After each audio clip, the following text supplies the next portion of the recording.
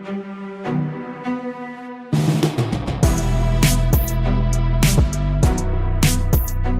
you ready to unlock your full potential? Motivational speaker, the comeback coach, and goal crusher Joe Rivera brings you inspiring leaders, incredible stories, and valuable lessons on how you can change, grow, and reforge your life. Now, here's your host, Joe Rivera. What's up, what's up, what's up, what's up, what's up? What's going on, everybody? Welcome to the Reforge Your Life Show. I'm your host, Joe Rivera, and here at the Reforge Your Life Show, we love to show you that the comeback is more than possible. And today, I'm honored and super excited to bring the guest I'm bringing to the show. Y'all are going to love his energy, his authenticity, and his story's incredible. He's the founder of Nooks and Socials. He's the champion of local businesses. Adam Holtzer, welcome to the show. Joe Rivera. What an introduction, man. You nailed that. Repetition is, what did you say? Repetition is the mother of skill, man. Wow, that was good. It pumped me up. Like, I could have been completely down, and just that introduction alone would have like, all right, I'm ready to do this. Nice. Thank you. Here we are. Here we are, man. I'm grateful to share the platform with you, brother. So I've heard your story. There's no way that I could tell it as good as you can. I'm not qualified enough to do that. You are. But I'd love for you to share with the audience your story and let them know a little bit more about that. Sure. But before we do that, two things. Number one, shout out to your beautiful podcast studio. Nice. Thank you. I'm not surprised, but it's nice. Feels good to be here. And then before anything, could we actually, I'd like to do a how we met each other story. Sure, absolutely. Let's do like it. that because we're coming up. I want to say we're coming up on like our 4-month anniversary of like knowing each other. Yes. I think it was like the end of August. Yeah, know each other. Yes. We were on a boat cruise together for a local organization, and I remember meeting you. And it's funny because when I hear you introduce yourself to people, repetition, man, and it's the same way that you just introduced yourself here is brought me back to when we were on the boat cruise. I remember meeting you, and I'm like, this guy he's a go-getter. Like, this is who I want to get to know and surround myself with. And that was it. That's our love story. Absolutely, man. Absolutely. It's been awesome. But when you first met me and I approached you, do you remember that? Yeah, of course. You were the first person that approached me on the boat cruise. You're the first one. And I'm a big believer in energy attracts energy, right? Like energy. So I felt that energy from the moment we connected on the boat. I knew that, man, this is a dude who is authentic. This is a dude who is, already, like, just meeting you the first time, I kind of already knew you're the type of person who will give you a shirt off your back for someone, even if you don't fucking know. As long as it's not cold out. Yeah. No, I appreciate I think you that. still find the fucking way, even if it was cold out. Why don't we share the shirt? Yeah. I had to take my You're gonna cut the shirt in half? Yeah, well, my baby Charlie, he's just turned 16 months, and with winter here, for anyone watching this, we're filming this on December 15th. Yeah, right? Today's right 15th? before Christmas. Yeah, right before Christmas. So it's cold out, and we just had snow yesterday. So when my 16-month-old, he loves to take his poopy diapers out to the garbage with us, and when we go outside now, it's cold. So I'll usually, if he's just got a diaper or something on, I'll stuff him inside like my cardigan, or I'll stuff him inside my clothes just to be like, hey man, we're in this together. And that's it. So that's awesome. Now I got this image of giving my shirt off my back for someone, and we're sharing it. All right, let's kick this thing off. Let's do it, man. Let's do it, brother. So yeah, man, share your story with the audience. Sure. Let them know a little bit more about you. I appreciate it. I'm gonna I'll keep it to a good abbreviation version. I'm turning 39 this month, December 28th. So 13 days will be my birthday. And I have just always been a enthusiast of business. Love business conversations. I love helping people. I've always loved finding ways to connect and build relationships and get to know people for who they are. And I think what they do is very interesting, but I like to get to know somebody for who they are. It's one of the things I love most about your story is, what you do now is such a just you know, adapted version of like where you came from. And when you get to know someone's story and you get to kind of see the patterns and you see those connections, it's a beautiful thing. Mhm. So turning 39, grew up in the Dix Hills, Comac area. I'm very blessed. My wife and I, we have 3 young children. My oldest is turning 8 in a few months in January, or next month, I should say. And then we have a 5-year-old and a 16-month-old. And I bought my house coming up on 8 years, and we bought it only 2/3 of a mile from the house I grew up in. Graduated high school in 2005. I was not a great student in high school. I wasn't a problem kid. I wasn't a troublemaker. It was just I was a rough learner. You know, you talk about adversity, and you know, I grew up with some learning disabilities, reading comprehension, dyslexia. Was diagnosed with ADD, but a little bit later in life. And you know, I grew up loving sports, playing sports. I actually went to college to be a health and physical education teacher, as well studied business, and got out of college in 2008, 2009, which you remember probably all too well, in a good way and probably a bad way. Yeah, a little bit of both for sure. And nobody was hiring for teaching positions, and went right into my master's. So I went to Suffolk for 2 years, Adelphi for 2 years, and then I did my master's over at Queens. That, you know, I was just always passionate about helping people, and whether it was through education or through business, like I always loved hearing people's stories, especially successful people that overcame adversity, or, you know, naysayers, and then, you know, they just went and did it anyway, didn't listen to people. So graduated with my master's when I was 25. I had a venture capital firm take me under their wing. I was interviewing for a full-time position. And at that time, I was driving limousines from 5 a.m. to 7:30 a.m. I was teaching classes at Suffolk Community College. I was an adjunct professor, so I was teaching from like 8 a.m. to 10 a.m. 2 days a week. I was coaching middle school baseball over at Elwood Middle School from 3 to 6. I'd go home for maybe 2 hours, and I'd get back in the limo, and I would drive from like 8 o'clock to maybe midnight, just doing airport runs. Shout out to Salmon Limousines. They gave me this job back in the day. John Salmon was a great employer. You know, I always say, you know, people always see me as a leader, which I absolutely am a leader, but what a lot of people don't know about me is I actually like to be a follower, and I like to follow good leaders. This guy, John, was a phenomenal boss and ran a great company. And then when I was done doing that, I would work with my dad here and there on the weekends while I don't even know what I was doing full time at the time. I think all those jobs were just like what I was doing full time. But I interviewed for a venture capital firm. And in the middle of the interview, the owner stopped it and said, "You're not going to get the job, but you can stay for the rest of the interview." So I stayed, and he had something up his sleeve. He couldn't hire me for a full-time position because my schedule was just so scattered with the adjunct professor and the baseball coaching and the limo. And I'm a very loyal person. Like if I commit to something, I'm going to commit to it. So I ended up working. He bought me an S Corp to get started as a business owner at 25. He wanted me to kind of keep my finger on the pulse of his clients and what they had going on. And that is kind of what trajected me into where I am today, because I started networking. You know, I never really understood what the term networking was, but it was something I was doing my whole life. Getting to know people. What brings you here? Tell me about yourself. I'd love to hear your hobbies, your interests. Like, oh, it's cool. Like, where do you like going on vacation? What sports do you play? I just always loved getting to know people and building that relationship, that rapport, getting to know their story. And when I started networking, it was because all my clients, they were all from the venture capital firm, and they needed to keep, you know, the VC firm needed to keep their finger on the pulse of what was going on in the business.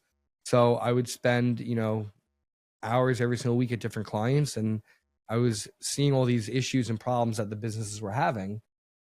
And I'm not a very solicity or transactional person. Like I'm very big on, you know, relationships before business. I'm really big on getting to know who you're working with, not just being a transaction, but being like an opportunity that's mutually beneficial.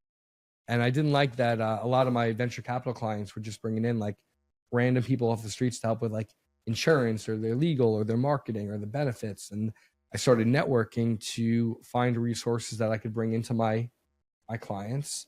That's what kicked me off in the networking world.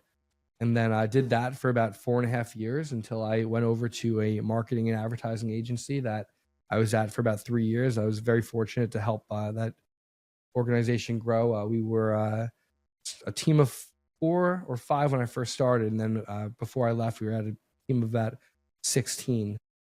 Really cool to be able to be part of a team and see that growth in the business from the business development side. And then started up my consulting practice called Connections for Hire, because I always wanted to help build and forge, I'll use one of your words there, I guess, forge connections that were mutually beneficial, that created opportunity. There's a term I love called unconventional opportunity, where when you just surround yourself with the right people, the right energy, like you would say, or the right, both go-getters, and you never know the opportunity that comes from it. And so I started my consulting practice and then transitioned that into becoming a community builder, where I learned a lot of small businesses didn't really have the, TLC to get that support that helped their business, and building the right connections and right relationships and knowledge and education and that sense of camaraderie. Because it's, as you know, it's very lonely being a business owner. It's very lonely, when you're making the decisions and you're building the brand. And take it to where I am today. I've been building business communities for about 6 years. My new business community is called Nooks and Socials. The whole concept is it's a vetted business community. So we offer business education, support, mentorship, collaboration. We have, all of our members are a very abundance mindset. They all genuinely want to champion each other and help each other and support each other. And that's what I got going on there, Joe. I kept it under 6 minutes. Man, so there's a lot to unpack there, though. So so let's go to some of the challenges along that journey. Because I mean, through all of that, there's definitely some challenges, right? We don't want the audience to think that it's just a straight ride to success, because it never is. First off, I mean, you go from private equity and you leave private equity to go into marketing, which some people would say, man, what the fuck were you thinking, right? Because private equity has such a high level of expectation and high level of income, and there's a lot of benefits that you get with private equity, right? I know, because I come from the financial industry. And I also know what it's like to leave the financial industry and go into another arena, something that you haven't done. So what was that challenge like by itself? Because I know you said you weren't into the sales and you weren't into the salesy thing. And I agree, you're not one of those salesy guys, but you have an art of selling on your own that's pretty inspiring, right? So what was it like, though, to leave from one industry to the other? What was that challenge like? The hardest challenge was more so, I would call it the identity crisis. I was in my mid-20s, and you don't know what you don't know what you don't know, and you don't know what you want until you know what you don't want. And that was the hardest thing for me. I'm a very indecisive person. Like, you don't want to go with me to the diner, like offer me breakfast, lunch, dinner, dessert. Like, I might just get the chicken noodle soup just because I can't make a decision. But that's how I felt in life and career. Like, you think of like your guidance counselor in high school trying to help guide you in a direction that you want to go in. But, when you're an entrepreneur, how do you get guided in that direction? For me, the venture capital side, it's funny, there's a difference, I guess, between private equity and venture capital. I was more on the venture capital side of things. I did have a lot of relationships in the private equity side. They had a lot more benefits than I had. But no, for me, I was very blessed to have the opportunity, because it helped me figure out what I didn't want. Like, the reason I left marketing, I did not like the pressure of results that you can't really control. Whether it's SEO, search engine optimization, whether it's pay-per-click advertising, whether it's social media, organic or paid, Google reviews. Like, you could build a beautiful brand for someone, you could market it, but there's no guarantee that you're going to get the click-through rate. There's no guarantee you're going to get the conversion rate. You could have a phenomenal marketing campaign, but you could have a terrible person answering the phone that is costing you, $50 a click every time someone clicks on the campaign. And then you got this person that's, mean on the phone.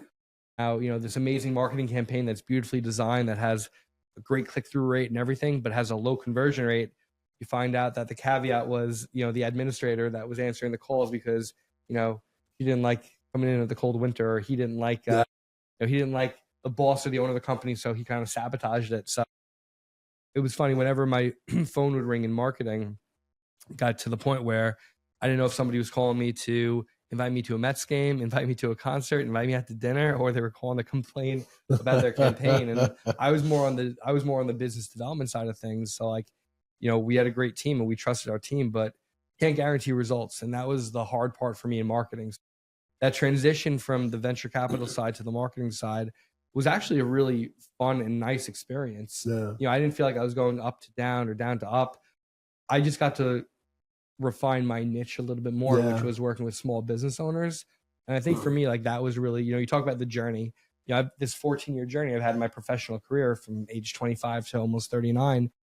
It's really been very linear. Like everything has kind of been a stepping stone to the next thing. Like there was at one point I wanted to have a sprinkler business, and that would have been like a real curveball compared to everything else. But huge curveball. Huge curveball. But no, everything I've been doing has all been around business development, supporting small local businesses, building relationships, connecting people, being a resource. One of my favorite things is getting a text message saying like, Adam, I need help with this. Who do you recommend? Like I love being like that go-to resource that people know, like I'm a trusted center of influence of theirs that they don't mind coming to or shooting me that text message. Yeah.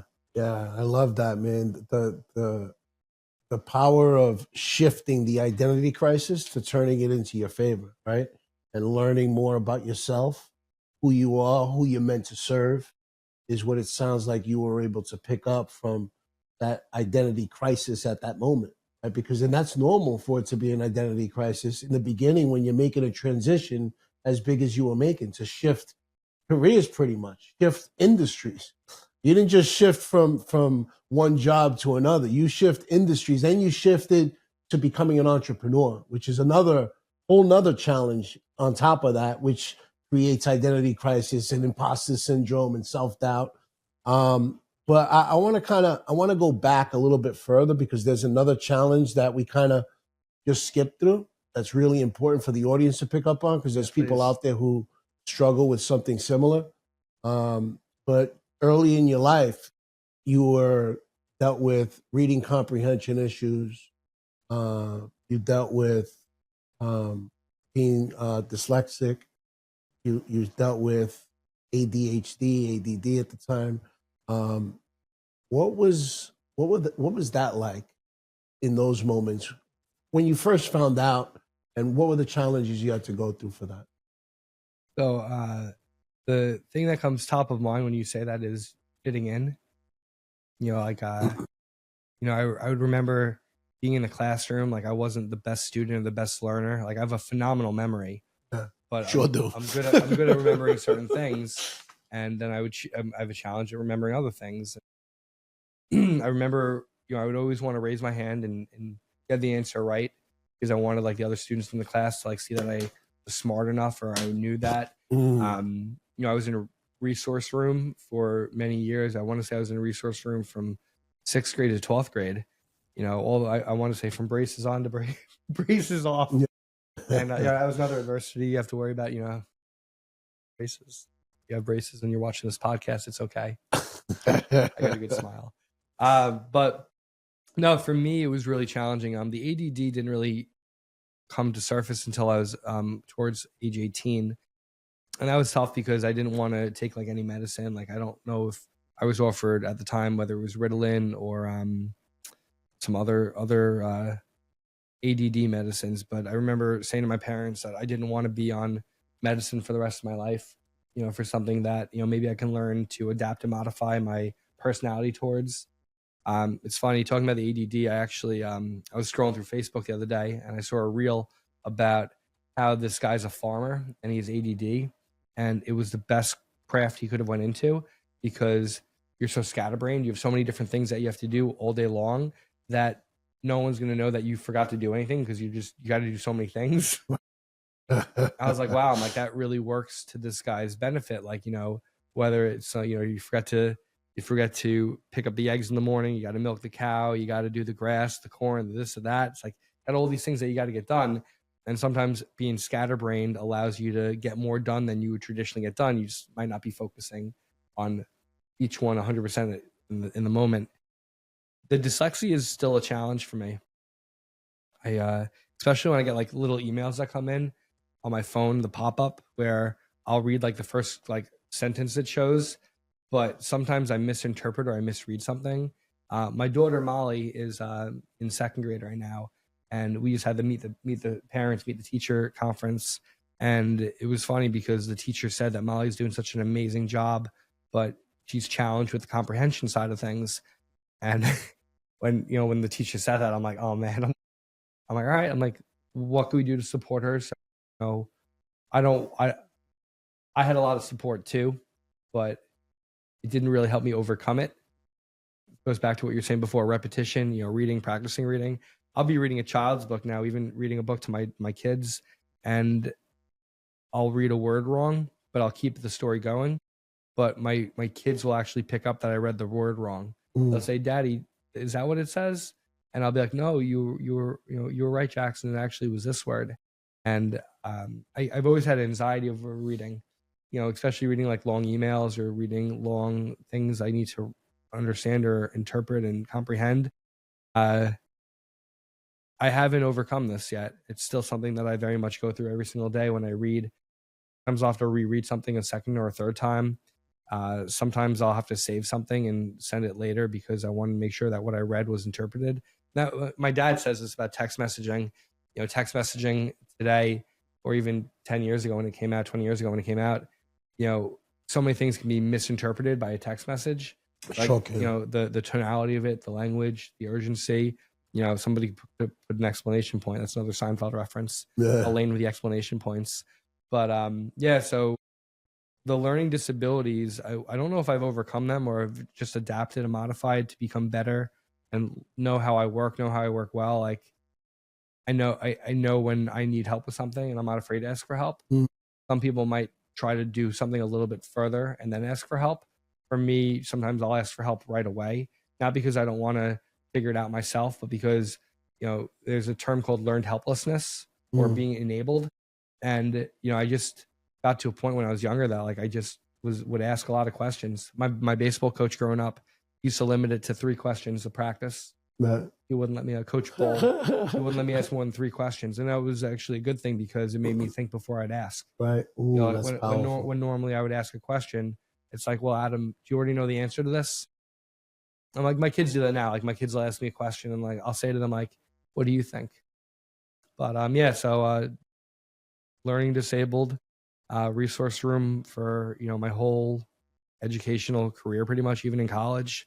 And, I don't use it as an excuse or as a crutch. I use it more so like just to be aware of who I am and what I know I can do. Like if you look at like right now, I'm building a business in less than 60 days. Like it's not easy to do, but I'm very resourceful. I'm using a lot of things and people and just resources around me. Yeah. I've take the learned helplessness, take the enabledism, take the, all the other stuff I have, and it's kind of just made me. Yeah, man. There's a few jewels that you dropped that I want the audience to pick up on. First off, you spoke about what being labeled, right? Because that's what it is. We're being labeled at that young age. I was labeled with reading comprehension. I was labeled with ADD. I was, same, very similar. And what it did for me, and it sounds like it did for you also in that moment, was it forced us to wear a mask. And the mask of to avoid a limited belief that it also instilled, right? I'm not smart enough. I'm not good enough.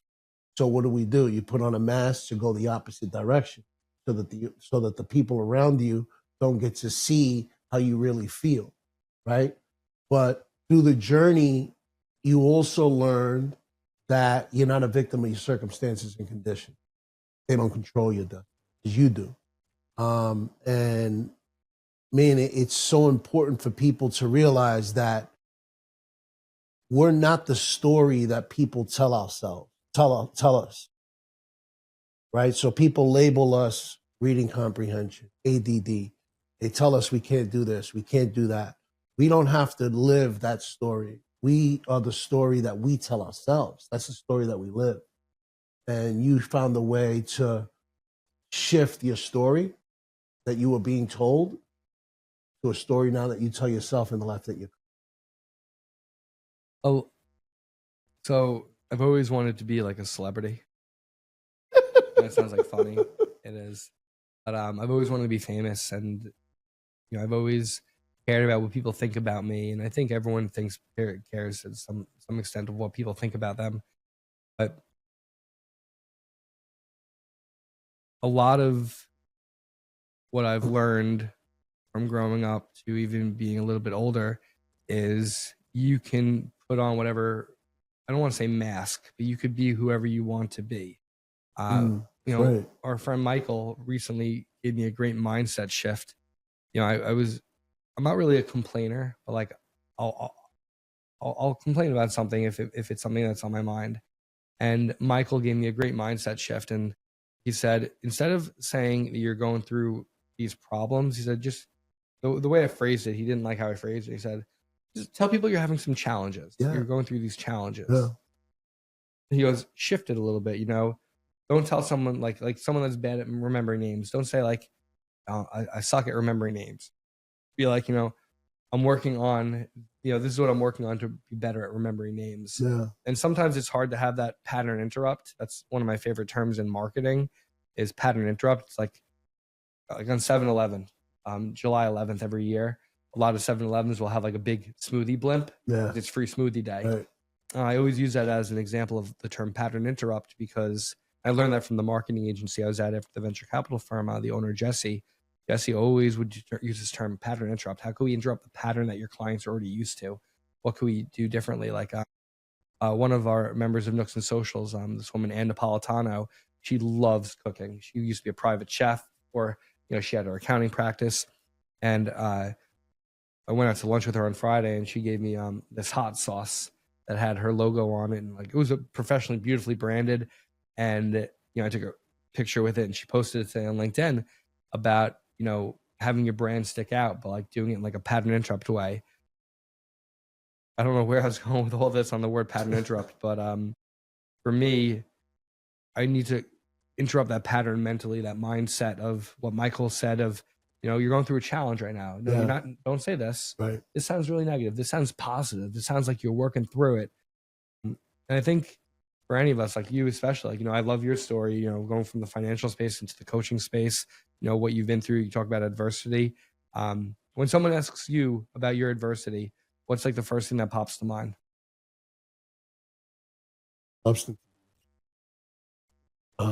Is that's obviously the most memorable adversity you've had. Yeah. But what are some other adversities? You mentioned like me, you had learning disabilities. You mentioned Oh ADD. yeah. The list goes on. I still face adversity. You know what I mean? Being labeled with ADHD, being labeled with reading comprehension, adversity of shifting from the financial industry into the coaching and speaking arena. I mean, that decision didn't come easy. It meant stepping away from the comfort of big checks and boardrooms. It meant trading in my power suits for raw vulnerability. It meant putting my scars on the line for the world to judge. You think I wanted to tell the world about the times I overdosed and the times I didn't feel like getting out of bed? Fuck no. But that's what true surrender is, right? And I had to be able to lean into my faith to overcome my fear, because that's what it's about, right? That's what I learned through the journey. The most important lesson I learned is that you got to overcome your fears. And you got to realize that fear isn't the most powerful thing in your life. It's a terrible driver. It's a horrible driver, but here's the thing. You could reverse that. You were just talking about The mindset shift. mindset shift, right? And reframing. So you reframe it and you look at fear and you say, you know what? Because fear and faith could be looked at very similar. Something you can't touch, you can't feel, but you know it exists. The big difference is Fear locks you into survival mode. Faith creates legacies. Fear will build a prison around you. Faith builds empire. So I've never heard you say this before, and I'm actually jiving with it very well right now. That's actually really deep. Like, let's say this again. So fear puts you into survival mode. Survival mode. Yeah, and faith will help you build a legacy. So for you, what was that mindset shift? How did you see fear and faith differently at that point, at your turning point? So the time where I really learned the difference to lean into my faith, to overcome my fear, was sobriety. That's where I learned pretty much all my tools. You know what I mean? Because that's when I really became a man. Because when I was out there drinking and drugging, I was still a fucking kid at 35 years old. I wasn't a real man out there being a half shell of myself. You know, even though I was successful and fucking made fucking all this money, that don't make you a man. You know what I mean? I had to learn to peel the onion back and take stock of who I was. I had to learn to be able to really shift my mindset. Fuck that. I had to learn to change my identity. You know, so that's where I learned to really put my lean into my faith to overcome my. You know, and your faith was, well, what did you identify as your faith? You said that faith can mean a lot. Faith means a lot different for everyone. For me, it was learning the difference between religion and spirituality, and learning to build a relationship with my higher power, whether you call it God, the universe, the infinite intelligence, whatever you believe, and realizing that building a relationship is vital, and believing something greater than myself to help me unlock my fullest potential is super, super important. So I heard this quote. I don't know it verbatim, but if you haven't heard it yet, you're going to love this. You know the definition of hell? No. So it's the definition of hell is meeting the person you could have became. That's a good one. Yeah. Like you meet who you could have been. And that, going back to that conversation we had a little while ago about, you know, like, I really wish I would have known, like, kind of like how you ever see the movie Baby Boss? Boss Baby, maybe it's called. That's the cartoon movie? Yeah, with Alec Baldwin. Yeah, I think I have seen it. I don't remember too much. So it's almost like, you know, he was, you know, in the beginning of the movie when it showed like how all the babies become babies, and then he became the boss baby. You know, he was like labeled as the boss baby. Right. So like he got his identity. Like he knew he was the boss. I always wondered like what I was meant to be. Like maybe I should have been a florist. maybe I should have been, you know, maybe I should have owned nail salons. And, you know, you look at the reasoning for it, and it's like you see these aha moments. You love people. You love helping people. You love, you know, small little transactions that, you know, make someone smile. It's like handing out smiles. One of our mentors of Nooks and Socials, his name is Matt Rivera. He's a serial entrepreneur. Great last name. I know, Matt. You know, he recently bought the Kona ice truck. Yeah. And he said, I get to hand out smiles. Yeah. He goes, we're happy all day on that truck because we're handing out smiles. And like, even what I do now, like I love what I do. I'm good at it. I'm talented at it. But like, you know, what were you meant to do type of a thing? Yeah. Like maybe it was being a florist. Maybe it's being a beekeeper. Maybe it's having an appliance repair company to fix refrigerators and washing machines because it's something that the world needs. It's something that people don't want to go out and buy a new one, and they can just have you come to their house for $150 service fee and whatever the parts are, and they can have a contract. And it's like that was the hardest thing, going back to the diner menu. Like I never knew what I wanted to do. You know, like I kind of fell into this. I think this is the stepping stone to whatever's next type of a deal. Like I'm sure for you, this is a stepping stone for you. Like you want to be a world-announced public speaker. You want to be on stages of thousands of people that get to hear you, whether it's your story or whether it's motivation or inspiration. And like, that's you, right? Like but let me ask you this, Joe. What did you want to be when you were growing up? So That's good you mentioned that, because why I laughed when you mentioned I always wanted to be famous. I always wanted to be an actor. It was my dream job. It was something I took acting classes when I was younger. So it was always that. Why? What was it like? Was there a movie that you saw or an actor that you liked? So Was it the money? Was it the cars? so a little bit of everything, right? Okay. So I was definitely attracted to the glitz and glamour, right? But I grew up in the 90s was my era, right? And the TV show Martin was huge back then. And man, I grew up watching every Martin episode, every movie he did. I mean, his first stand up, "You So Crazy," I could probably fucking recite. And I had pictures of him on my wall with him and Gina. So it was just the attraction of being famous, you know. And at the time, that was my favorite. Now it's, you know, Pacino, De Niro. You know, Martin's still my dude. Blue Streak.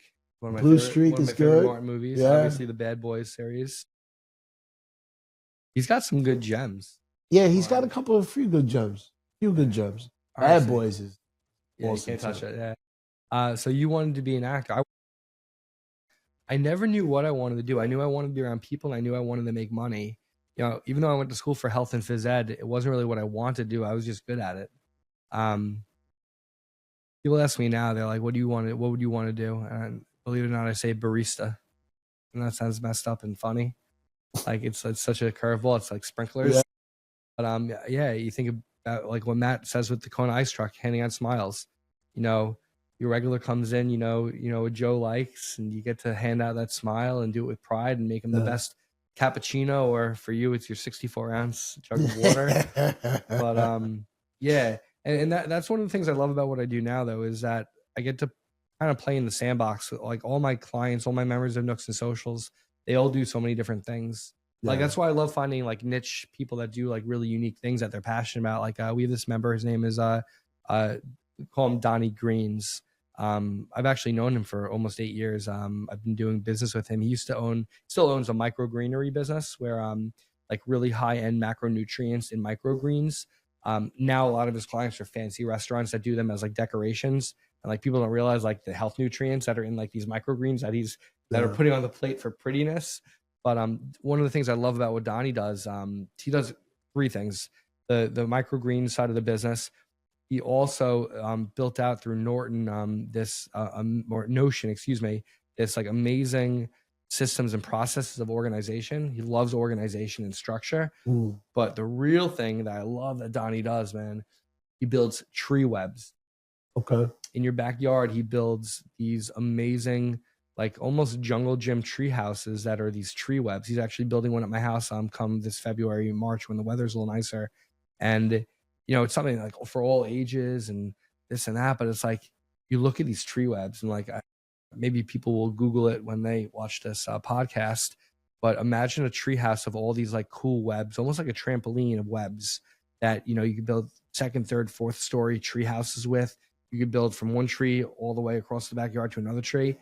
But when you hear me talking about the passion of Donnie's business as if it's my business, and that's how I've always felt about other people's businesses. And that's why doing what I do now, I love, like people always tell me, they're like, Adam, can I like carry you around in my pocket? Because you tell my story better than I tell my story. But I've always taken such pride in telling people stories, because not only because it's their story and it's theirs to tell, like you said before, it's not mine to tell. Yeah.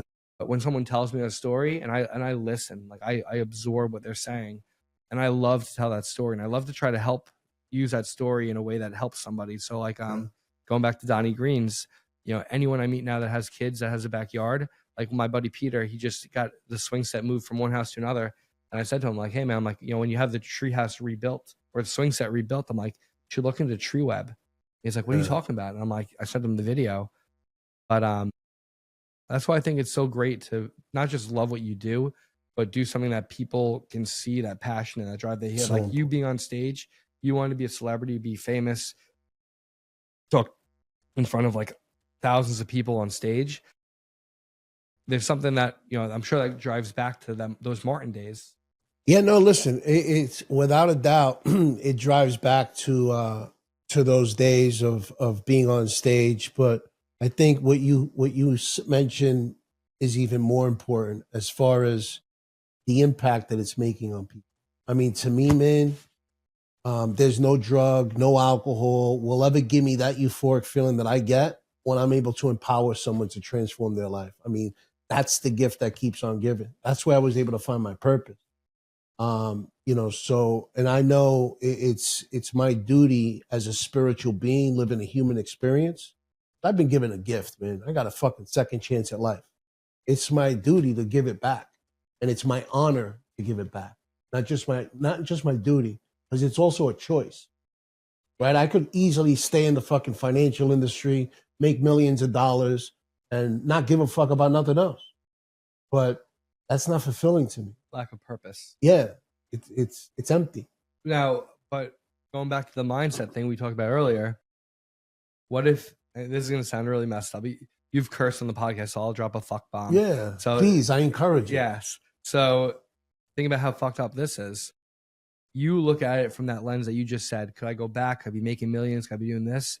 You could be. But instead you chose to do this. Going back to that mindset shift, what about those people that you could be helping if you stayed in the financial space? What about using your power, passion, your motivational speakerness, like all the stuff that you are so passionate about now at this stepping stone of your life? If you took a step back into the old life that you were in, I'm not talking about the drugs, not talking about the alcohol, but I'm talking about like the impact or that purpose that you can make in the financial space with your background, with your knowledge, with all the stuff that you've been through. Like I don't know if you chose to get out of it or if it chose you to get out of it type of a deal. Mm-hmm.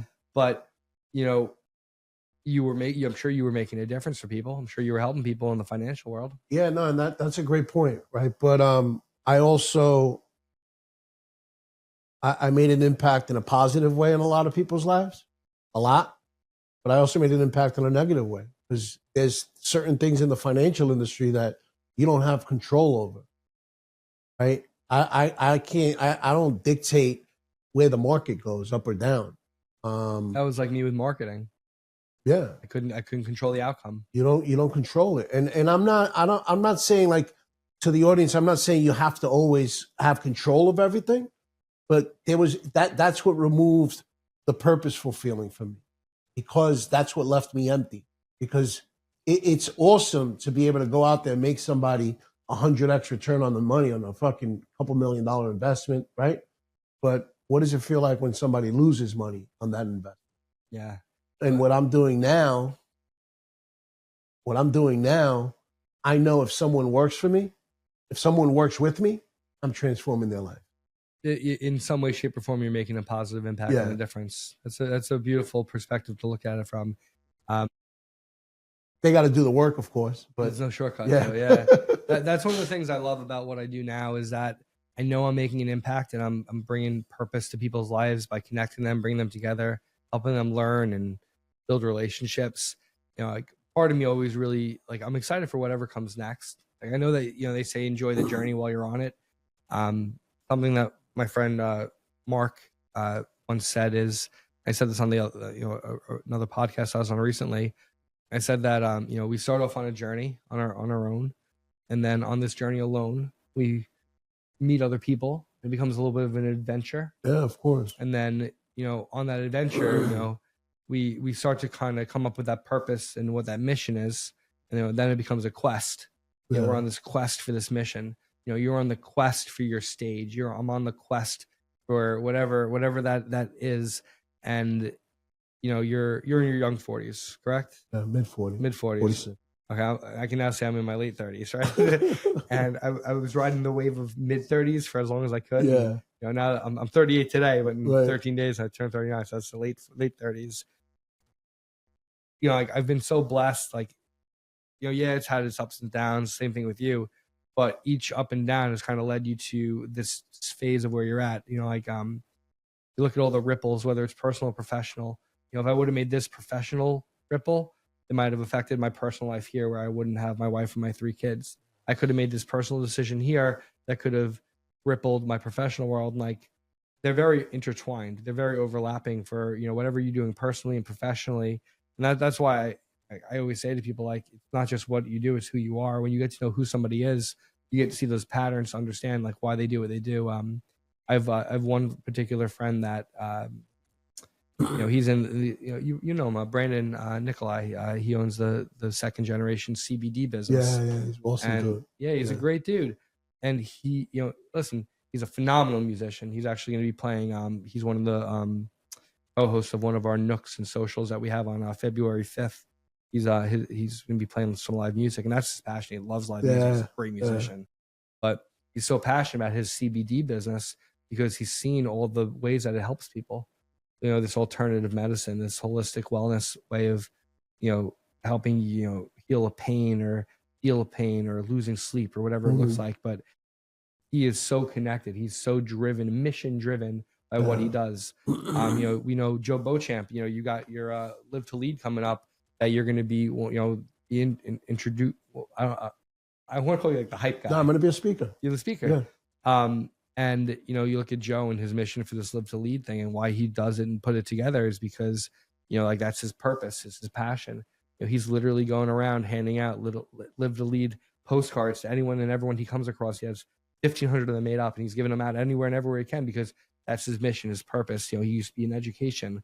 So I think that when you can understand someone's why, and this is what I was going back to. So, have you ever heard of the term ikigai? It's a Japanese philosophy. So I'll send it to you later in a link. I don't know if you pop links up on your podcast. It's a good image that we could pop up here. So ikigai is a Japanese concept meaning the reason for being. And if you look at this chart, it talks about what you're good at, what the world needs, what you can be paid for, and what you have the skills to do. Yeah. And then it has all these other overlapping circles. It's a 4-way Venn diagram. And then the middle of it's your ikigai, your why. And like you might love doing something, but if you can't make money doing it, then you're not gonna, you know, not gonna be able to do it. If you love doing something, but the world doesn't need it, you're not gonna be able to do it. If you love doing something, but you're not good at it, or you might not love doing something, and then, you know, how does that make you feel, you know, type of a thing. Right. And but the term ikigai, you know, our reason for being, our purpose, you know, it sounds like you've really figured out what your reason for being is now at this phase of your life. And for me, it's exciting to be part of this journey, adventure, and quest with you because, you know, like you always tell me about how you're traveling. You always tell me about you're going on this stage, or you went out to Montauk, or you did this, and like each of those things that you do is literally a stepping stone to get to that big stage. And like for me, like I love when you tell me like you got this going on, you're traveling to Houston, and you got this going on, because like for me, it's like, you know, this is cool. Like I might not be there with you, but I'm there with you. Yeah, of course. Appreciate that. And there's a couple of things, a few more nuggets you dropped as usual that I want the audience to pick up on. Man, you spoke about the choices we make and how they shape our destiny. Because a lot of people want to talk about, and I'm one of them, I speak all the time about how the story you tell yourself is the story you create for your life, right? The choices that you make also shape your destiny. So important. And you also spoke about, you mentioned it just now, and you also mentioned it earlier, so I want to kind of bring it back into full circle. How important it is to drop the ego and admit that you need help, that you want help, right? And that's so important because a lot of people think vulnerability is a weakness, and it's not a fucking weakness. It's a superpower, right? And when you realize that, man, I got to drop the ego and say, hey, I need help on this. I can't do this on my own, right? It helps you grow as a person. It helps you grow as a leader. It helps you grow in your overall life. When you're able to realize that, man, you know what? If I surround myself with these people who help elevate my game gets elevated. Because we are who we surround ourselves with, right? Two things you said is there's one thing to want help and there's another thing to need help. Yeah. and they kind of both go hand in hand. You might want help and not really need it, but you're asking for it. That goes back to like the learned helplessness or the being enabled. And the other thing is, needing help and not recognizing that. And like, it's funny, like when you surround yourself with good people, all you have to do sometimes is ask, and like people will show up. Yes. It's been challenging for me from a vulnerability standpoint. I've had some, transitions go on professionally, and I'm very fortunate that a lot of people around me kind of know what's been going on, and like they've been keeping their finger on the pulse. This past Friday, I had a Nook. So Nooks and Socials. Nooks are business focused gatherings that are around like education, business support. A Nook is a cozy, comfortable environment where you can be vulnerable, and then a social is more of a social environment where you can connect, collaborate. Maybe an activity, maybe an experience, but you're connecting with people, you're socializing. And I had a Nook this past Friday. It was a contractor support Nook. I had about 30 contractors in the room, and everyone's going through something. And wouldn't you just rather cut the shit and just say like, hey, you know what? This is what I need help with. Yeah. Well, why do you need that help? Is it technology? Do you need that help just because you don't understand it? And, you need someone that either understands it, or you need someone that can just hold your hand or just kind of give you that spark just to get the flame ignited. Yeah. And, that's the thing. Like, a lot of people are not comfortable being uncomfortable, and being uncomfortable is probably where you have the most growth. Like that saying, easy conversations lead to hard times, and hard conversations lead to easy times. I'm not afraid to have those hard conversations. I hope those around me don't mind having those hard conversations with me. Yeah. But like, that's where the most growth is going to come from. So I just want to share this and kind of give you your flowers for this as well at the same time. So when we met and I joined a network that you were a part of, and I saw how you opened up the space for raw vulnerability and to allow people to be their authentic selves. And then you told me you were gonna, you were jumping into doing your own thing here. Is one of the main reasons why I didn't have, because of the fact that you give people that space to be able to open up and be themselves.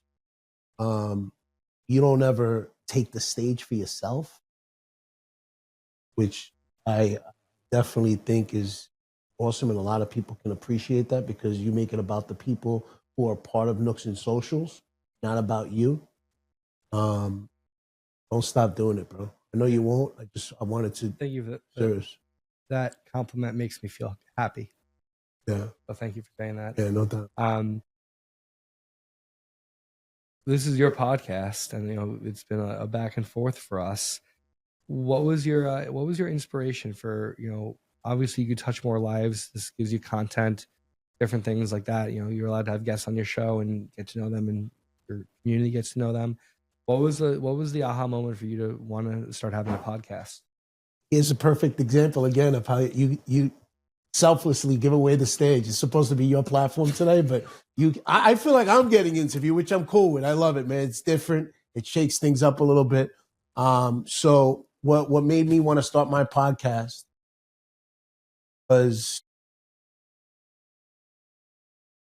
as I jumped into the speaking and coaching business and started doing what I'm doing and working on this becoming the movement, right?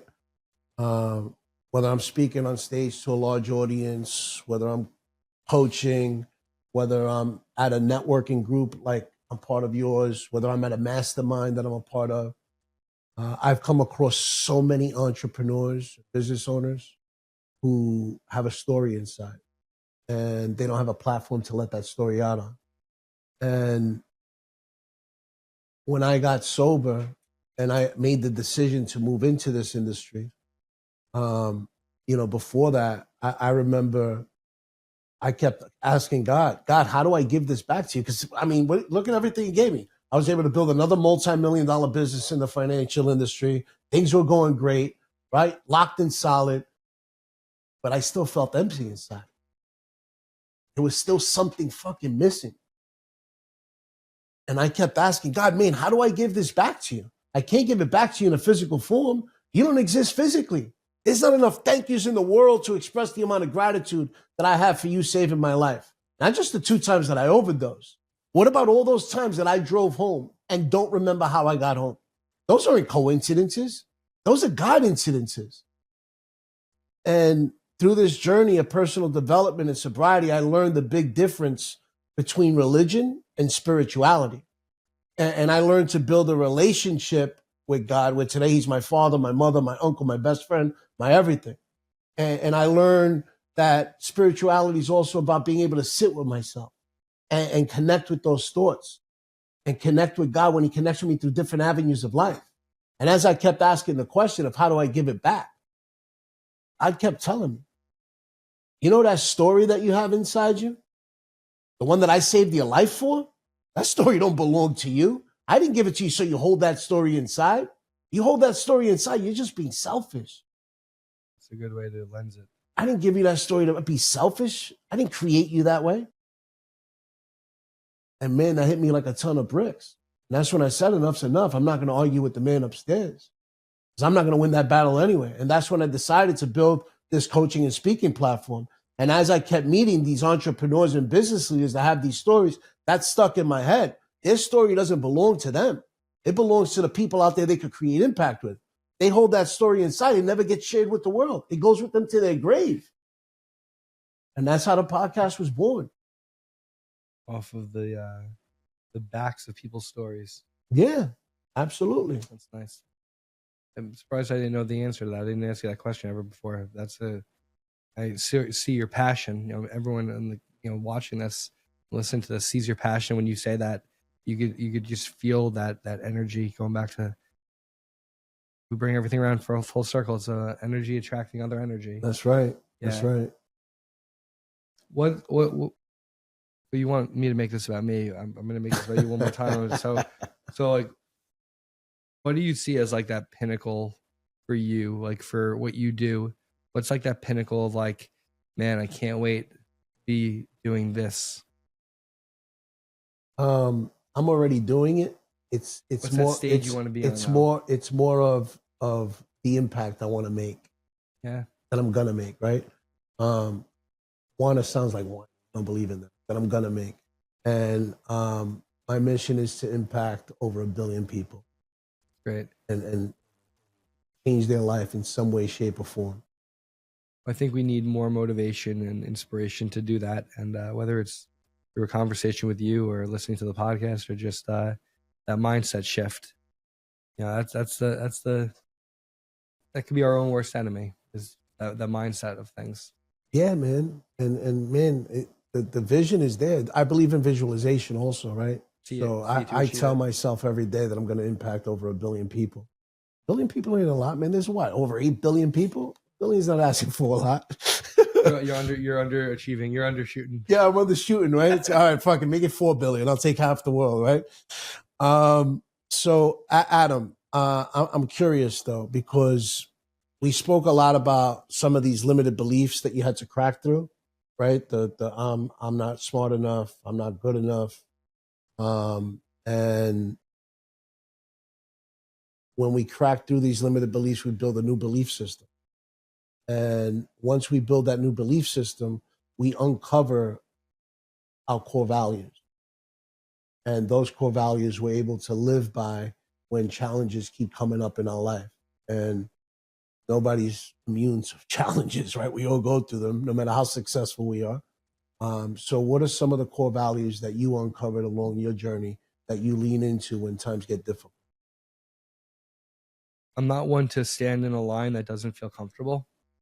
So I don't mind going back to that term pattern interrupt. I don't mind being that leader or that influencer to not just accept something just because. That's a really challenging question. Not that I'm actually having trouble comprehending it. I'm gonna be honest with you. The question I hear you saying is, Adam, what are some of your core beliefs as a person? Right? That's what I'm hearing you saying. I don't know if that's what you're actually saying now. So your core value, let me give you my Please. core value, right? My first core value is spiritual alignment. My second core value is health. My third core value is going to be purpose. So those are things that I lean into when times get difficult, when shit happens. Because guess what? Life's not a straight line to success. We hit bumps in the road, right? Yeah. And it's going to get fucked up. But how we navigate through those bumps in the road, where the growth is, that's where the wins are. But we utilize those core values to lean into through those difficult times to overcome those. I'll just say one is that I'll say, and this is very appropriate. I'm a big core believer, core value, core believer in the word community. You know, having your people. You know, your people are the ones that they check in on you. They're the ones that, you know, believe a rising tide lifts all ships. I have so many examples. I'll give 3 examples. The first example is yesterday we had the snowstorm. My wife took my daughter to a birthday party, and on her way to the birthday party, the windshield wiper blade flew off. Oof. And I was home with the baby, so I couldn't go out to like replace the blade. Like it was a snowstorm, and you know, we have a group message. My mom, dad, brother, and my wife. And in the group message, I said, you know, hey, Dad, is there any chance that you might be able to help Laura get a 22-inch wiper blade and drive it over? It was only maybe like 10 minutes, but 10 minutes in the snowstorm could be an hour.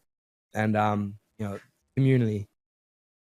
Yeah, it's my dad's daughter-in-law. It's, you know, the mother of his grandchildren.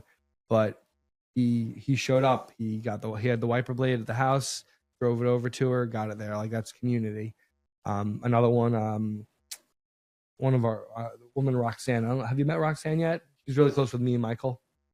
She's a dog named Kai. What does she do? She does bookkeeping. She's a forensic accountant. Yeah, so Roxanne, she lost a lot of people in her life in a very short period of time, all during COVID.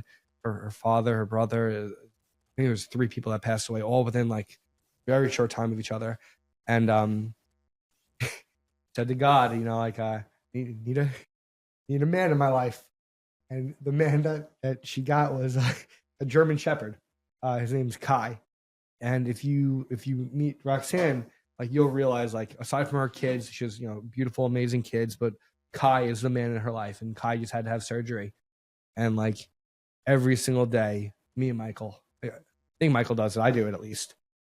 Every day we text Roxanne, how's Kai doing? Want to check in, how you doing? And like, that's community. Like that's a core belief I have. And then the third one is, you know, something that you said, even just sitting here today, it's when I told you I was going to be doing something on my own, and you kind of saw who I was. You see, you know, not just what I do, but who I am and what I believe in. And like, you know, that whole journey, mission, quest, you know, venture, that was a core value for you to support someone in your community that you saw that, yeah, there's mutually beneficial because it could help both of us, but that was something that you believed in, you connected with. And, you know, if Prince hears this right now, he can shut off my 4:36 alarm. Yeah, he can mute it or snooze it. I know. I can't believe it's 4:36. Is it really? Yeah. All right, yeah. See, time goes by. I didn't even realize the fucking time. Yeah, so what I'll leave it with this is, you know, we have a choice. There's a saying I use, you know, create a great day. You know, we have a choice to make it a great day. You know, a lot of people say have a great day or have a good day, and you could have one, but you also have the choice to create one. You have the choice to make it a great day. You know, you have the choice of who you surround yourself with and who you associate yourself with. And one of our friends, Tom LaFaso, he used to have a podcast called Follow the Winners. And, you know, you want to surround yourself with winners. You want to surround yourself with people that are motivating and inspiring and lifting you up. And sometimes it's hard when you're the person lifting people up when you need to be lifted up. Yeah. Yeah. So, and that goes back to that one core belief or core value I'm giving you today, which is community. And it's find your people. Find the people that get you. Find the people that want to build a relationship with you authentically because they know who you are as a person. Yes. And those are the people you surround yourself with. Like, you tell me that you want to stop by for my birthday just to wish me a happy birthday on my birthday. Like, who does that? Yeah, yeah. I got family that's not going to wish me a happy birthday. Right. Man, community is so important, man. I mean, our network is our net worth. I always say that. Yeah. It's what drives us to the next level, and we could do more with other people than we can by ourselves, without a doubt.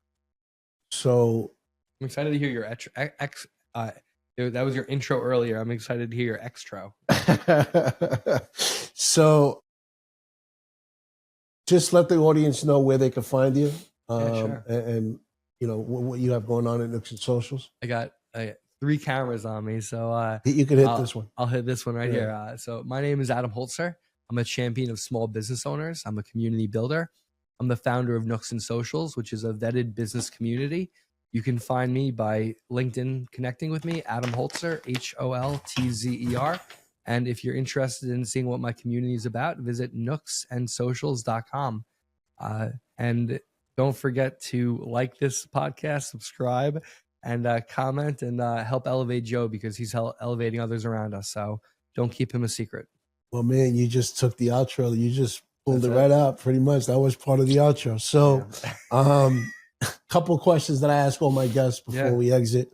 Number one, we spoke a lot about this in this episode. So what does the word purpose mean to you?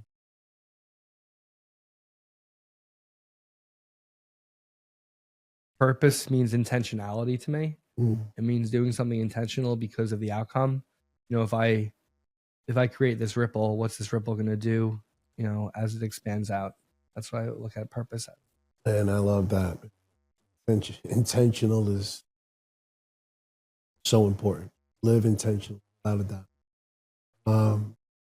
When you hear the word reforge, what comes to mind? I think of the word adapt. You know, there's a term I've been using for almost 20 years since I was in college called adapt and modify. And I think reforging is just an awareness of adapting and modifying, you know, where you're at to see where you're going to be going. Modify where you're at to see where you're going to be going. So good, man. That's taking that self-reflection, digging deep, seeing where you're going to go. I like that. Because that's what you got to do when you're reforging. You got to really peel that onion back, take stock of who you are, and know what you did earlier that didn't work, so that you could transform into the future. Without a doubt. So if you could go back 38, right? Let's say you could go back 20 years, and you could tell the young Adam who's still wet behind the ears and give him one hot tip, one piece of advice, what would that be? I would tell him that he's an influential person, and that he has a superpower to make an impact and a difference, and to find a way that the world needs it. You can get paid for it. You're good at it, and you have the skill set to do it. I would just tell Adam to take the superpower that he has of making a difference or an impact or being a people person, and find something that is going to traject you on that path to make a difference with that superpower. That's awesome, man. Love that. And last question is, what's one thing the audience doesn't know about you that you enjoy doing for fun? I love bonfires. I have an obnoxiously large bonfire pit in my backyard that I handmade. I'm not a pyro. I'm not a fire maniac. I think of the energy of a bonfire. You think of the people you surround yourself with at a bonfire. You think of the smell, the warmth, that sense of comfort. You know, it's almost like a nostalgic memory. Like when you smell a fire pit, like what does that make you think of? It can make you think of a fire on the beach with your friends. It can make you think of, you know, going camping and making s'mores. It take you back to Boy Scouts or something. I love bonfires. For our launch event, to give out, I'll give the secret out because everyone that's listening deserves to know this as a little Easter egg. We're doing fire starter kits. We curated these really cool fire starter kits, and the whole concept is, you know, we're sparking the ignite of Nooks and Socials, the launch. So I want to take my love and passion for bonfires, and I want other people to be able to take that home with them, and then take that spark that they got there, that little swag take home, and be able to create and curate their own warm, welcoming, cozy, smell good, feel good bonfire experience. That's awesome, man. I love that. Love that thought, man. That's thoughtful as usual, like you are, man. I appreciate that. That's awesome. So, Adam, I want to say, This is like your longest podcast? It was pretty long. Yeah, it was actually pretty long. I didn't even, but this is what happens when you're having a good conversation, a good flow. You don't even realize how time is going. I didn't even know it was fucking 4:40. I had no idea. But man, this was awesome, bro. I really appreciate it. I knew you were going to come through and bring some serious energy like you do everywhere else. I knew your story was going to rock. But man, I didn't even think that it was going to be possible for you to exceed my expectations, but it did. So thanks again, man. I'm really grateful to be able to share this platform with you, brother. I'm grateful to be a guest, and thank you for showing me off to your stage. Appreciate you, man. And for everybody checking out the episode, whether you're looking at it on YouTube, you're watching, whether you're checking it out on Spotify, Apple, I'm going to ask the same favor I always ask, man. Don't forget to LFSS. Like, follow, subscribe, and most importantly, share the episode. Because there's somebody out there right now who's looking to reforge their life, whether it's in their business, their finance, their health, their relationships, whatever domain. And they don't have the tools. They don't have the know-hows. And you sharing this episode or past episodes can help them reforge their life. So please don't forget to share. Stay productive, stay purposeful, and stay blessed. You've been listening to Reforge Your Life with your host, Joe Rivera. Make sure to subscribe wherever you get your podcasts. To learn more about Joe Rivera and how he can help you or your organization reforge your life and regain your place at the top, head on over to withjoerivera.com and follow Joe on all social platforms. The Reforge Your Life podcast was produced by Thrive Loud Productions. Thanks for listening.